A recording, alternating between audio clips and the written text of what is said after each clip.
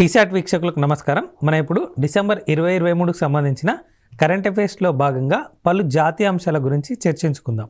So ఎప్పుడైనా current affairs prepare అయ్యేటప్పుడు ఇలా జాతీయ అంశాలని, ప్రాంతీయ అంశాలని, అంతర్జాతీయ అంశాలని, వార్తల్లో వ్యక్తులని, ఇంపార్టెంట్ డేసు, ఆ ఇంపార్టెంట్ డేస్కు ఉండేటువంటి థీమ్స్, ఆ థీమ్స్కు ఉండేటువంటి బ్యాక్గ్రౌండ్ ఏంటి, ఇవన్నీ కూడా చాలా చాలా చాలా ఇంపార్టెంట్. సో ఎప్పుడైనా ఇలా కరెంట్ అఫైర్స్ని విడివిడి విభాగాలుగా చదివినట్టయితే ఎగ్జామ్ పాయింట్ ఆఫ్ వ్యూలో ఈజీ అవుతుంది, ఇన్ఫర్మేషన్ గ్యాదర్ చేయడానికి, at the same time revision చేయడం కూడా ఈజీ అవుతుంది. ఇలా విడివిడి విభాగాలుగా చదువుతూనే dynamic current affairs, static current affairs అని చెప్పి వాటిని మెర్జ్ చేస్తూ చదవాలి.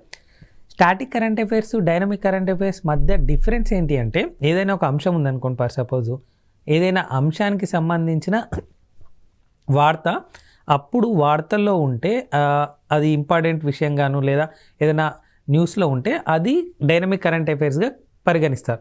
అలా కాకుండా ఏదైనా అంశానికి సంబంధించిన మ్యాటరు గతంలో జరిగిన, లేకపోతే దానికి సంబంధించిన హిస్టరీ రిలేటెడ్ క్వశ్చన్ ఉన్నా అది ఆ పర్టికులర్ అయినటువంటి కరెంట్ అఫైర్స్ యొక్క స్టాటిక్ కరెంట్ అఫైర్స్గా అవుతుంది. ఫర్ సపోజ్ ఇప్పుడు నేషనల్ గేమ్స్ కానీ క్రికెట్ ఉందనుకోండి, ఈజీగా అండర్స్టాండ్ అవుతుంది. సో క్రికెట్ ఉందనుకోండి, రీసెంట్గా వన్డే వరల్డ్ కప్ జరిగింది. ఎక్కడ జరిగింది? భారతదేశంలో. ఎవరు నెగ్గారు? ఆస్ట్రేలియా నెగ్గింది. ఏ దేశం పైన? భారతదేశం పైన. సో ప్రీవియస్గా జరిగినటువంటి వన్డే వరల్డ్ కప్ ఎక్కడ జరిగింది అనేది స్టాటిక్ కరెంట్ అఫైర్స్లో భాగంగా అడిగే క్వశ్చన్. సో ఎక్కడ జరిగింది, ఎప్పుడు జరిగింది, సో ఎవరు గెలిచారు అని అడగచ్చు. లేదా ప్రీవియస్గా జరిగినటువంటి వన్డే వరల్డ్ కప్లో భారతదేశం ఎప్పుడైనా కప్స్ కొట్టిందా, అంటే వరల్డ్ కప్ కొట్టిందా, వరల్డ్ కప్ కొట్టిన సంవత్సరాలు ఏంటి? సో 1983లో ఒకసారి కొట్టింది కపిల్ సారథ్యంలో, 2011లో వన్డే వరల్డ్ కప్ని సాధించడం జరిగింది మహేంద్ర సింగ్ ధోని సారథ్యంలో. సో ఎప్పుడు ఎక్కడ జరిగాయి అవి? సో ఇవన్నీ కూడా స్టాటిక్ సంబంధించినవి. సో డైనమిక్ కరెంట్ అఫైర్స్ అంటే ఏంటి అంటే అప్పుడు ఆ టైంలో ఉన్నటువంటి కరెంట్ అఫైర్స్. అలా కాకుండా ఆ కరెంట్ అఫైర్స్ రిలేటెడ్ అంశం కానీ, బ్యాక్గ్రౌండ్ కానీ, ఏదైనా హిస్టరీ రిలేటెడ్ అంశం ఉందనుకోండి, అది దాన్ని ఏమంటారంటే స్టాటిక్ కరెంట్ అఫైర్స్గా పరిగణిస్తారు.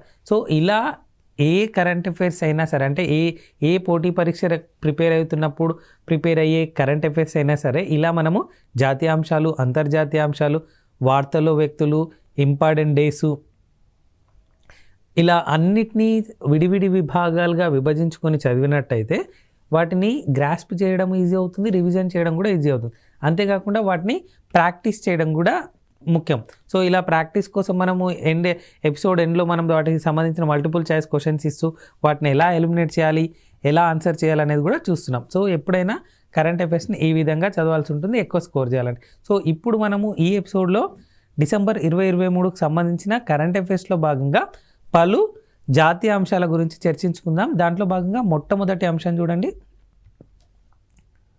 Khelo India youth games 2023. So Khelo India youth games 2023 ఎక్కడ, ఎప్పుడు జరగబోతున్నాయి అనేది చాలా ఇంపార్టెంట్. సో జనవరి 19 నుంచి 31 వరకు జరగబోతున్నాయి. ఎక్కడ? తమిళనాడులో. So Khelo India youth games 2023లో జరుగుతున్నాయి. దీన్ని మొట్టమొదటిసారిగా ఎప్పుడు ప్రారంభించారు భారతదేశంలో అంటే 2018లో. So Khelo India youth games యొక్క ముఖ్య ఉద్దేశం ఏంటి అంటే భారతదేశాన్ని క్రీడాపరంగా కూడా అభివృద్ధి చేయాలనే ఉద్దేశంతో పెట్టిందే ఈ Khelo India youth games. So Khelo India youth games మొట్టమొదటిసారిగా ఎప్పుడు వచ్చాయంట, ఎప్పుడు ప్రారంభించారు భారతదేశంలో కంటే 2018లో. సో ఇప్పుడు నెక్స్ట్ ఎడిషన్ ఎప్పుడు రాబోతుంది? 2023లో ఎక్కడ జరగబోతుంది? తమిళనాడులో జనవరి 19 to 31. So Khelo India youth games 2022 ఎక్కడ జరిగాయి అనేది కూడా ఇంపార్టెంట్. సో ఇక్కడ చూడండి, ఈ పర్టికులర్ స్లైడ్లోనే చూస్తే ఖేలో ఇండియా యూత్ గేమ్స్ 2023 ఎప్పుడు, ఎక్కడ జరగబోతున్నాయి అనేది డైనమిక్ కరెంట్ అఫైర్స్లో భాగంగా చదవాల్సి ఉంటుంది. అంటే ఇప్పుడు జరుగుతుంది కాబట్టి. ఎక్కడ జరుగుతుంది? తమిళనాడులో జనవరి 19 to 31 జరుగుతుంది. ఎప్పుడు? 2024లో.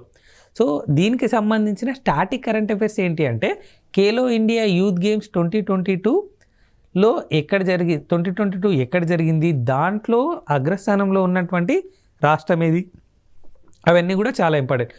ఖేలో ఇండియా యూత్ గేమ్స్ 2022 ఎక్కడ జరిగింది అంటే మధ్యప్రదేశ్లో. మధ్యప్రదేశ్లో. ఓవరాల్ ఛాంపియన్గా నిలిచిన రాష్ట్రం ఏది అంటే దాంట్లో మహారాష్ట్ర. సెకండ్ ప్లేస్లో ఉంది ఏంటి అంటే హర్యానా. సో ఇక్కడ చూడండి ఈ స్లైడ్లో చాలా ఇంపార్టెంట్ ఏంటి అంటే ఖేలో ఇండియా యూత్ గేమ్స్ 2023 ఎక్కడ జరగబోతున్నాయంటే తమిళనాడు. సో లాస్ట్ టైం ఎక్కడ జరిగింది అంటే మధ్యప్రదేశ్లో. ఎక్కడ? మధ్యప్రదేశ్లో. లాస్ట్ టైం ఓవరాల్ ఛాంపియన్గా నిలిచిన రాష్ట్రం ఏది అంటే మహారాష్ట్ర. మొట్టమొదటిసారిగా ఖేలో ఇండియా యూత్ గేమ్స్ ఎక్కడ ప్రారంభించారు అంటే ఎప్పుడు ప్రారంభించారు అంటే 2018లో. ఎప్పుడు? 2018లో. సో ఇవన్నీ కూడా static and dynamic related current affairs ఈ అంశానికి సంబంధించి. నెక్స్ట్ అంశం చూడండి, అదే గేమ్స్కి సంబంధించిన ఇంకో అంశం Khelo India para games. So para Olympics అని చెప్తాం కదా, సో వికలాంగులకు సంబంధించినవి, డిసేబుల్డ్ పర్సన్కి సంబంధించినవి. సో దానికి సంబంధించిందే ఈ ఖేలో ఇండియా పారా గేమ్స్. ఈ ఖేలో ఇండియా పారా గేమ్స్ ఎక్కడ జరిగాయి, ఎప్పుడు జరిగాయి అని చూద్దాం. So Khelo India para games అనేది డిసెంబర్ 10 నుండి డిసెంబర్ 17 వరకు జరిగాయి. ఎక్కడ అంటే న్యూఢిల్లీలో. ఎక్కడ? న్యూఢిల్లీలో. సో దీంట్లో అత్యధిక పథకాలు సాధించి మొదటి స్థానంలో ఉన్నటువంటి రాష్ట్రం ఏది అంటే హర్యానా. ఇది హర్యానా. సో ఖేలో ఇండియా పారా గేమ్స్లో అగ్రస్థానంలో ఉన్నటువంటి రాష్ట్రం ఏది అంటే హర్యానా. ఇది హర్యానా. నెక్స్ట్ అంశం జలంతర్గామి పర్యాటక వెంచర్. చాలా చాలా ఇంపార్టెంట్ అండి, మీకు చాలాసార్లు చెప్పాను. ఎప్పుడైనా కరెంట్ అఫైర్స్ ప్రిపేర్ అయ్యేటప్పుడు ఇంపార్టెంట్ అనేది ఏంటి అంటే మొట్టమొదటిది రికార్డు నెలకొల్పింది అనేది చాలా చాలా ఇంపార్టెంట్ బిట్గా కన్సిడర్ చేయొచ్చు. ఎగ్జామ్ పాయింట్ ఆఫ్ వ్యూ వాటిని ఎక్స్పెక్ట్ చేయొచ్చు. ఇక్కడ చూడండి జలంతర్గామి పర్యాటక వెంచర్. సో జలంతర్గామి ద్వారా పర్యాటకాన్ని అభివృద్ధి చేయాలనే ఉద్దేశంతో పెట్టిందే ఈ జలంతర్గామి పర్యాటక వెంచర్. ఎక్కడ, ఏ ప్రాంతంలో దీన్ని ప్రారంభించబోతున్నారు అంటే గుజరాత్లోని ద్వారకాలో. సో ద్వారకా పేరు వినగానే ఏమొస్తుంది? శ్రీకృష్ణుడు, సో ఆయన జన్మస్థలము, సో ఆయన నడయాడిన నేల, వాటికి సంబంధించిన ఆనవాళ్ళు ఇవన్నీ కూడా గుర్తొస్తాయి కదా. అలా వాటికి సంబంధించి ఎన్నో ఏళ్ళుగా కొన్ని చదువుతూ వస్తున్నాం కాబట్టి సో ద్వారకాకు సంబంధించిన అంశాలన్నీ అలా సముద్ర గర్భంలోకి వెళ్ళి చూడాలనే ఉద్దేశంతో పెట్టిందే ఈ జలాంతర్గామి పర్యాటక వెంచర్. ఎక్కడ ప్రారంభించబోతున్నారు? ఇది భారతదేశంలోనే మొట్టమొదటిసారిగా అంటే ద్వారకాలో. ఎక్కడ? ద్వారకాలో. సో ఇక్కడ ఏ రాష్ట్రంలో? గుజరాత్లో. సో ఎవరు దీన్ని గుజరాత్ ప్రభుత్వం దీన్ని ఇనిషియేషన్ తీసుకొని ఈ ప్రోగ్రామ్ని పెట్టడం జరిగింది. ఎవరి సహకారంతో అంటే మజ్గావ్ డాక్ లిమిటెడ్తో. సో జలంతర్గామి పర్యాటక వెంచర్ను ఎక్కడ ప్రారంభించబోతున్నారు భారతదేశంలో మొట్టమొదటిసారిగా అంటే గుజరాత్లోని ద్వారకాలో. ఎక్కడ? గుజరాత్లోని ద్వారకాలో. నెక్స్ట్ అయోధ్య ధామ్ రైల్వే స్టేషన్. సో రీసెంట్గా మనము గత కొన్ని నెలలుగా అయోధ్య రామ మందిరం దాని గురించి చాలా న్యూస్లో చూస్తున్నాము, వింటున్నాం. సో అలా అక్కడ అయోధ్య రామ మందిరం వస్తుంది కాబట్టి అక్కడ రైల్వే స్టేషన్ పేరేంటి, విమానాశ్రయం పేరేంటి, అక్కడ ఏమైనా అవన్నీ జరుగుతున్నాయి, అభివృద్ధి పనులు జరుగుతున్నాయి, అవన్నీ కూడా ఎగ్జామ్ పాయింట్ ఆఫ్ వ్యూలో ఇంపార్టెంట్ అవ్వచ్చు. సో ఇక్కడ చూడండి అయోధ్య ధామ్ రైల్వే స్టేషన్లో 2 అమృత్ భారత్ మరియు 6 వందే భారత్ రైళ్లను ప్రధానమంత్రి నరేంద్ర మోడీ ప్రారంభించడం జరిగింది. ఎక్కడ నుండి? అయోధ్యధామ్ రైల్వే స్టేషన్ నుండి. సో యూపీలో ఉంది కాబట్టి యూపీకి సంబంధించిన అంశం ఏంటి? యూపీకి ఇప్పుడు ముఖ్యమంత్రిగా ఎవరున్నారు అంటే యోగి ఆదిత్యనాథ్. సో యూపీకి ముఖ్యమంత్రిగా ఎవరున్నారు? యోగి ఆదిత్యనాథ్. గవర్నర్గా ఎవరున్నారు? Anandiben Patel. So Ayodhya Dham railway station ఎక్కడుంది అంటే యూపీలో. సో యూపీ ముఖ్యమంత్రి ఎవరు? యోగి ఆదిత్యనాథ్. గవర్నర్గా పనిచేస్తుంది ఎవరు అంటే ఆనందీబెన్ పటేల్.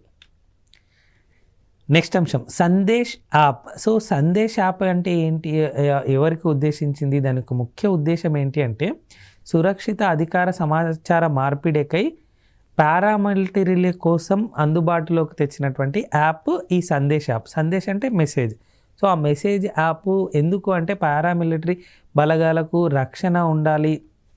సో వాళ్ళు ఏదైనా ఇన్ఫర్మేషన్ షేర్ చేసుకున్నప్పుడు అది హ్యాక్ కావద్దు, లేకపోతే ఇది తస్కరించబడద్దు, లేకపోతే ఇంకేదైనా మిస్యూజ్ చేయొద్దు అనే ఉద్దేశంతో పెట్టిందే ఈ సందేశ్ యాప్. సో దీని ద్వారా వాళ్ళు సమాచార మార్పిడిని మాట్లాడుకోవడాలు చేస్తారని చెప్పి చెప్పడం జరిగింది. సో పారామిలిటరీ బలగాలు సురక్షిత అధికార మార్పిడికై ఏర్పాటు చేసుకున్నటువంటి యాప్ ఏది అని అడగచ్చు. ఏది అంటే సందేశ్ యాప్.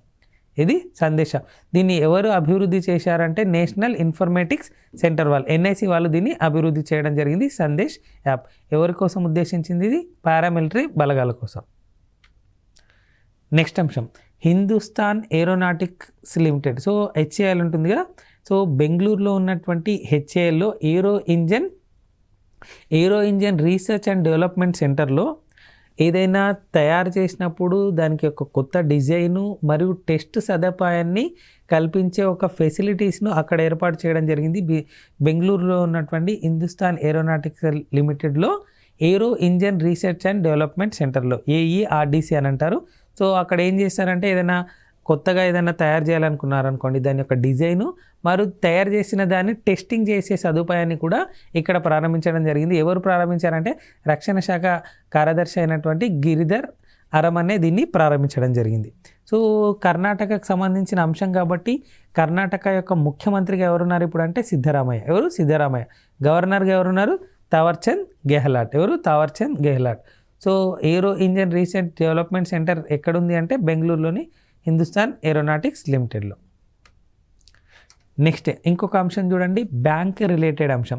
సో మీకు చాలాసార్లు చెప్పానండి, ఎగ్జామ్ ప్రిపేర్ అయ్యేటప్పుడు అది ఏ కాంపిటేటివ్ ఎగ్జామ్ అయినా, ఏ కాంపిటేటివ్ ఎగ్జామ్కు ప్రిపేర్ అవుతున్నారు అనేది చాలా ముఖ్యము. అంటే దాని సిలబస్ ముఖ్యము. సో ప్రీవియస్ ఇయర్స్లో ఇచ్చినటువంటి క్వశ్చన్స్ ముఖ్యము. సో మీరు చదివి ప్రాక్టీస్ చేయడం కూడా ముఖ్యం. సో ఇది ఒక స్ట్రాటజీగా జరిగినట్టయితే ఏ కాంపిటేటివ్ ఎగ్జామ్లో అయినా సఫలీకృతమయ్యే అవకాశాలు ఎక్కువగా పెరుగుతూ వస్తుంటాయి. ఎందుకంటే ఇప్పుడు చూడండి, గ్రూప్ 1, గ్రూప్ 2, గ్రూప్ 3, గ్రూప్ 4 ఉన్నాయనుకోండి. సో ఒక్కొక్క లెవెల్ ఆఫ్ ఎగ్జామ్కి ఒక్కొక్కలాగా చదవాల్సి ఉంటుంది. అది కరెంట్ అఫైర్స్ అయినా చదివే. సో అదే కరెంట్ అఫైర్స్ బిట్ని డిస్క్రిప్టివ్ ఓరియంటేషన్ చదవాలి అనుకున్నప్పుడు గ్రూప్ 1 లెవెల్లో ఒక విధంగా చదవాల్సి ఉంటుంది, గ్రూప్ 4 లెవెల్లో ఒక విధంగా చదవాలి. సేమ్ మ్యాటర్ అయినా సరే, సేమ్ టాపిక్ అయినా సరే. సో అలాగే ఎస్ఎస్సి, స్టాఫ్ సెలక్షన్ కమిషన్ కానీ, ఆర్ఆర్బీలు కానీ, ఐబీపీఎస్ ఎగ్జామ్ కానీ, అంటే బ్యాంకింగ్ రిలేటెడ్ కానీ, సో ఇలా ఒక్కొక్క పర్టిక్యులర్ ఎగ్జామ్కు పర్టిక్యులర్ సిలబస్ ఉంటుంది, పర్టిక్యులర్ టైప్ ఆఫ్ క్వశ్చన్స్ అడుగుతారు. సో అలా ఇప్పుడు ఇక్కడ చూడండి, డొమెస్టిక్ సిస్టమేటికల్లీ ఇంపార్టెంట్ బ్యాంక్ అన్నారు. Domestic systematically important banks. So ఈ ఇంపార్టెంట్ బ్యాంక్స్లో పేరు గుర్తింపు పొందినటువంటి బ్యాంకులు ఏవి అని అడగొచ్చు. SBI, HDFC, ICICI. సో ఎవరి చేతి గుర్తింపు ఇవ్వబడ్డాయంటే ఆర్బీఐ చేత. So reserve bank of India చేత.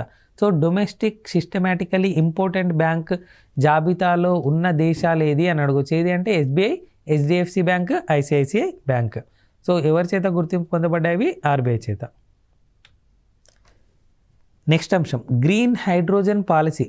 So green hydrogen policy, so clean ఎనర్జీని ప్రోత్సహించడం కోసం ఈ గ్రీన్ హైడ్రోజన్ పాలసీని ఇటీవల ఒక రాష్ట్రం ప్రవేశపెట్టడం జరిగింది. సో ఎక్కడ ప్రారంభించారు అంటే ఉత్తరప్రదేశ్లో. ఎక్కడ? యూపీలో. సో ఉత్తరప్రదేశ్ ప్రభుత్వము క్లీన్ ఎనర్జీని ప్రోత్సహించడానికి ఏర్పాటు చేసిన పాలసీ ఏంటంటే గ్రీన్ హైడ్రోజన్ పాలసీ. లేదా గ్రీన్ హైడ్రోజన్ పాలసీని ఎక్కడ, ఏ రాష్ట్రంలో ప్రారంభించబోతున్నారు అని అడిగారు అనుకోండి. ఎక్కడ? ఏ రాష్ట్రంలో? ఉత్తరప్రదేశ్. సో ఉత్తరప్రదేశ్ సంబంధించిన అంశం కాబట్టి అక్కడ ముఖ్యమంత్రిగా ఎవరున్నారు అంటే యోగి ఆదిత్యనాథ్. ఎవరు? యోగి ఆదిత్యనాథ్. గవర్నర్గా ఎవరున్నారు? ఆనందీబెన్ పటేల్. నెక్స్ట్ అంశం చూడండి, పాండిచ్చేరి యూనివర్సిటీ. సో ఈ పాండిచ్చేరి యూనివర్సిటీ ఇటీవల వార్తల్లో నిలిచింది. ఎందుకంటే వైస్ ప్రెసిడెంట్ అయినటువంటి జగదీప్ ధంకర్ ఈ పాండిచ్చేరి యూనివర్సిటీకి ఎక్స్ అఫిషియో ఛాన్సలర్గా ఉండబోతున్నారు, బాధ్యతలు స్వీకరించారు. సో ఎక్స్ అఫిషియో ఛాన్సలర్గా ఇటీవల ఏ యూనివర్సిటీకి వైస్ ప్రెసిడెంట్ జగదీప్ ధంకర్ బాధ్యతలు స్వీకరించారు అంటే పాండిచ్చేరి యూనివర్సిటీ. ఇది పాండిచ్చేరి యూనివర్సిటీ. నెక్స్ట్, ఇది చాలా ఇంపార్టెంట్ బిట్ అండి, ప్రాంతీయ పరంగా, జాతీయ పరంగా. ఇంకా ఇంపార్టెంట్ అని ఎందుకు అంటున్నాను అంటే ఈ అంశం ఎక్కువగా న్యూస్లో ఉంది. యాక్చువల్గా ఇది ఇక్కడ జరగాల్సిన ప్రోగ్రాం కాదు, వేరే యూనివర్సిటీలో జరగాల్సిన ప్రోగ్రాం. కొన్ని అనివార్య కారణాల వలన అక్కడ నుండి ఇక్కడికి షిఫ్ట్ అయింది. అందుకే న్యూస్లో ఉంది కాబట్టి అడిగే అవకాశాలు ఎక్కువ ఉంటాయి. దట్టు లోకల్ కాబట్టి, అంటే ప్రాంతీయ అంశాల్లో భాగంగా మనం చర్చించుకుంటున్నాం కాబట్టి ఇది చాలా ఇంపార్టెంట్. ఏంటా బిట్ అంటే 109వ ఇండియన్ సైన్స్ కాంగ్రెస్. సో 109వ ఇండియన్ సైన్స్ కాంగ్రెస్ ఎక్కడ జరగబోతుంది అంటే 2024 ఫిబ్రవరిలో జరగబోతుంది. జేఎన్టీయూ హైదరాబాద్లో. ఎక్కడ? జేఎన్టీయూ హైదరాబాద్లో. జవహర్లాల్ నెహ్రూ టెక్నికల్ యూనివర్సిటీ ఎక్కడుంది? హైదరాబాద్లో. సో ఈ జేఎన్టీయూలో ఫిబ్రవరిలో జరగబోతుంది 109వ ఇండియన్ సైన్స్ కాంగ్రెస్. ఇది ఇండియన్ సైన్స్ కాంగ్రెస్. దీని యొక్క థీమ్ ఏంటి? The global perspective on science and technology for a sustainable future. So JNTU హైదరాబాద్లో జరగబోతుంది 109వ ఇండియన్ సైన్స్ కాంగ్రెస్. సో దాని యొక్క థీమ్ ఏంటి? The global perspective on science and technology for ఆ సస్టైనబుల్ ఫ్యూచర్ అనేది ఈ ఇయర్ ఇండియన్ సైన్స్ కాంగ్రెస్ యొక్క theme. ఎక్కడ జరగబోతుంది? JNTU Hyderabad. So JNTU Hyderabad ఏంటి? Jawaharlal Nehru technological university Hyderabad. ఎప్పుడు జరుగుతుంది? ఫిబ్రవరిలో. సో ఎన్నోది ఇది ఇండియన్ సైన్స్ కాంగ్రెస్? 109వ ఇండియన్ సైన్స్ కాంగ్రెస్. సో దాని యొక్క థీమ్ ఏంటి? The global perspective on science and technology for our sustainable future. Next అంశం, ఇది కూడా చాలా చాలా ఇంపార్టెంట్ బిట్ అండి. మొక్కల పెరుగుదలను పెంపొందించే కొత్త బ్యాక్టీరియాను కనుగొనడం జరిగింది. ఎక్కడ ఎవరు కనుగొన్నారంటే విశ్వభారతి విశ్వవిద్యాలయం సంబంధించిన వృక్షశాస్త్ర విభాగానికి చెందినటువంటి పలువురు ప్రొఫెసర్లు దీన్ని కనుగొనడం జరిగింది. సో దాని పేరేమని పెట్టారంటే ప్యాంటాయో టాగోరి. ఏంటి? ప్యాంటాయో టాగోరి. సో ఎవరి పేరు పైన పెట్టారు దీన్ని? ఎవరి పేరు గుర్తుగా పెట్టారంటే రవీంద్రనాథ్ ఠాగూర్ పేరు పైన దీన్ని పెట్టడం జరిగింది. సో ఎగ్జామ్ పాయింట్ ఆఫ్ వ్యూలో ఎలా అడగొచ్చు అంటే మొక్కల పెరుగుదలను పెంపొందించే కొత్త బ్యాక్టీరియా ఏమని పేరు పెట్టారని అడగొచ్చు. ఏమని పేరు పెట్టారు? ప్యాంటాయో టాగోరి. ప్యాంటాయో టాగోరి. ఎవరి పేరు పెట్టారు అని అడగొచ్చు. సో ప్యాంటాయో టాగోరి అనేది ఎవరి పేరు నుండి ఉద్దేశించి తీసుకున్నది అని అడగొచ్చు. ఎవరు అంటే రవీంద్రనాథ్ ఠాకూర్. ఎక్కడ దీన్ని కనుగొన్నారు అంటే విశ్వభారతి విశ్వవిద్యాలయం వాళ్ళు దాన్ని కనుగొనడం జరిగింది. దానికి పేరేమని పెట్టారు? ప్యాంటాయో టాగోరి. సో రవీంద్రనాథ్ ఠాగూర్ సాహిత్యానికి సంబంధించిన వ్యక్తి కాబట్టి ఈ బిట్ ఇచ్చారనుకోండి, సో కన్ఫ్యూజన్లో లిటరేచర్ నుంచి సంబంధించిన వ్యక్తికి బ్యాక్టీరియాకి ఏం సంబంధం అని చెప్పి ఎలిమినేట్ చేసే అవకాశం ఉంది. అలాంటి టైంలోనే ఇలాంటి బిట్స్ అడుగుతుంటాడు. ఇది ప్యాంటాయో టాగోరి అనేది కొత్త బ్యాక్టీరియా యొక్క పేరు. సో ఎవరి పేరు పైన పెట్టారు? రవీంద్రనాథ్ ఠాగూర్ పేరు మీదుగా పెట్టడం జరిగింది. సో రవీంద్రనాథ్ ఠాగూర్ సాహిత్యానికి సంబంధించిన వ్యక్తి, నోబెల్ సాహిత్య బహుమతి పొందినటువంటి వ్యక్తి. ఆయన రచించినట్టు ఫేమస్ బుక్ ఏంటంటే గీతాంజలి. ఇది గీతాంజలి. నెక్స్ట్ అంశం చూడండి, 3 నేర బిల్లులకు రాష్ట్రపతి ఆమోదం. సో 3 నేర బిల్లులు ఏంటివి అది అంటే భారతీయ న్యాయ సంహిత, భారతీయ నాగరిక్ సురక్ష సంహిత, భారతీయ సాక్ష్య చట్టం. ఈ 3 కూడా చట్టాలుగా మారడం జరిగింది. సో ఏదైనా ఒక బిల్లు వచ్చింది అనుకోండి, ఫర్ సపోజ్ ఇదేంటంటే పాలిటీ రిలేటెడ్ కరెంట్ అఫైర్స్ అండి. ఎప్పుడైనా కరెంట్ అఫైర్స్ మనము polity related current affairs, geography related current affairs, economy related current affairs, history related current affairs, science and tech related current affairs, ఇలా విడివిడి విభాగాలుగా current అఫైర్స్ని చదవాల్సి ఉంటుంది. ఒకసారి చదివాక related current affairs అంటే ఇప్పుడు పాలిటీ రిలేటెడ్ కరెంట్ అఫైర్స్ ఉందనుకోండి, ఇది వచ్చేసి డైనమిక్ కరెంట్ అఫైర్స్. దీని రిలేటెడ్ ఏమన్నా ఉంది అంటే అది స్టాటిక్ రిలేటెడ్ కరెంట్ అఫైర్స్. మళ్ళీ దాన్ని కూడా నోట్ డౌన్ చేసుకొని ఎగ్జామ్ పాయింట్ ఆఫ్ వ్యూలో ప్రిపేర్ అవ్వాల్సి ఉంటుంది. ఇక్కడ చూడండి, 3 నేర బిల్లులకు రాష్ట్రపతి ఆమోదం తెలిపారని చెప్పారు. అవి ఏంటివంటే భారతీయ న్యాయ సంహిత, భారతీయ నాగరిక సురక్ష సంహిత, భారతీయ సాక్ష్య చట్టం. సో ఇవన్నీ కూడా 1872కు ఉన్నటువంటి దానికంటే తర్వాత ఉన్నటువంటి వాటికి బదులుగా వచ్చే అవి ఏంటివంటే Bharatiya Shiksha Smriti, code of criminal procedure code, Bharatiya Sakshyadhara చట్టం. వీటికి బదులుగా ఈ 3 నేర బిల్లులు రావడం జరిగింది. వీటికి రాష్ట్రపతి, మన దేశ రాష్ట్రపతి అయినటువంటి ద్రౌపది ముర్ము దీనికి ఆమోదం తెలపడం జరిగింది. సో ఇప్పుడు ఏది ఆ 3 అంటే భారతీయ న్యాయ సంహిత, భారతీయ నాగరిక్ సురక్షా సంహిత, భారతీయ సాక్ష్య చట్టం. ఈ 3 కూడా నేర బిల్లులు. వీటికి సంబంధించి ఇటీవల రాష్ట్రపతి ఆమోదం తెలపడం జరిగింది. నెక్స్ట్ అంశం, సో కరెంట్ అఫైర్స్లో భాగంగా అప్పుడప్పుడు మనకు బుక్స్ రిలీజ్ అవుతుంటాయి కదా. సో ఆ బుక్స్ రిలీజ్ అవుతున్నాయి కాబట్టి రీసెంట్గా కూడా ఒక బుక్ రిలీజ్ అయ్యింది. దాని పేరేంటి అంటే breaking the mould, reimagining India's economic future అనేది ఆ పుస్తకం పేరు. ఎవరు రాశారంటే మాజీ ఆర్బీఐ గవర్నర్ అయినటువంటి రఘురామ్ రాజన్ మరియు రోహిత్ లాంబాతో కలిసి రాయడం జరిగింది. సో రఘురామ్ రాజన్, రోహిత్ లాంబాతో కలిసి రచించిన పుస్తకం పేరేంటి అని అడగొచ్చు. ఏంటి అంటే breaking the mould, reimagining India's economic future అనేది ఆ పుస్తకం పేరు. సో రఘురామ్ రాజన్ ఆర్థికవేత్త రోహిత్ లాంబాతో కలిసి రచించినటువంటి పుస్తకం ఏది అని అడగచ్చు. ఏది అంటే breaking the mould, reimagining India's economic future అనేది ఆ పుస్తకం యొక్క పేరు. నెక్స్ట్ అంశం, భోగాపూర్ విమానాశ్రయం. సో మనం లాస్ట్ టైము కూడా ఇలా విమానాశ్రయాల గురించి మాట్లాడుకున్నాం. ముమ్నూరు విమానాశ్రయం ఎక్కడుంది అని చెప్పి గుర్తు తెచ్చుకోండి ఒకసారి. తెలంగాణలో ఉంది అని చెప్పాను. సో ఎక్కడుంది అది? సో కామెంట్ సెక్షన్లో కూడా రాయొచ్చు. ఎక్కడుంది అది. భోగాపురం విమానాశ్రయం ఎందుకు ఇటీవల వార్తల్లో నిలిచింది అంటే national investment infrastructure fund. So NIIF ఉంటుంది కదా, ఆ ఎన్ఐఐఎఫ్ ద్వారా ఈ విమానాశ్రయానికి 675 కోట్ల పెట్టుబడి రానున్నట్టు ఇటీవల ప్రకటించడం జరిగింది. సో ఎక్కడుంది ఇది? ఆంధ్రప్రదేశ్ రాష్ట్రంలో ఏర్పాటు అవ్వనున్నది. సో అంటే దానికి సంబంధించి ల్యాండ్ అవన్నీ చూడడం జరిగింది. సో ఆంధ్రప్రదేశ్ రాష్ట్రంలో ఏర్పాటు అవ్వబోతున్నటువంటి విమానాశ్రయం ఏది అంటే భోగాపురం విమానాశ్రయం. సో దానికి 675 కోట్ల పెట్టుబడి పెట్టాలనుకుంటున్నటువంటి సంస్థ ఏది అంటే national investment infrastructure fund. Next IndiGo. So ఈ ఫ్లైట్ దాంట్లో ఇండిగో అని, విస్తారా అని చెప్పి ఇంకా ఇలా చాలా ఉంటాయి కదా, ఎయిర్ ఇండియాస్ ఇలా. సో దాంట్లో భాగంగా ఇండిగో ఇటీవల వార్తల్లో నిలిచిన సంస్థగా ఉంది. ఎందుకు అంటే ఇండిగో ఏడాదికి 100 మిలియన్ల మంది ప్రయాణికులను గమ్యస్థానాలకి చేరుస్తుందంట. సో 100 మిలియన్ల మంది ప్రయాణికులను గమ్యస్థానాలకు చేరుస్తున్న కంపెనీగా రికార్డు నెలకొల్పింది ఏది అంటే ఇండిగో. సో అంతేకాకుండా ఇది తొలి భారతీయ విమాన సంస్థగా కూడా అవతరించింది ఈ మార్కును దాటి. సో ఏడాదికి 100 మిలియన్ల మంది ప్రయాణికులను గమ్యాలకు చేరుస్తూ మొదటి భారతీయ విమాన సంస్థగా అవతరించినటువంటి కంపెనీ ఏది అని అడగచ్చు. ఏది అంటే ఇండిగో. ఏది? ఇండిగో. నెక్స్ట్ అంశం ఏఐ నగరం, ఆర్టిఫిషియల్ ఇంటెలిజెన్స్ నగరం. సో భారతదేశంలోనే మొట్టమొదటిది. దీన్ని ఎక్కడ ఏర్పాటు చేయాలనుకుంటున్నారంటే ఉత్తరప్రదేశ్లోని లక్నోలో. ఎక్కడ? ఉత్తరప్రదేశ్లోని లక్నోలో. సో ఏఐ అంటే ఏంటి? Artificial intelligence.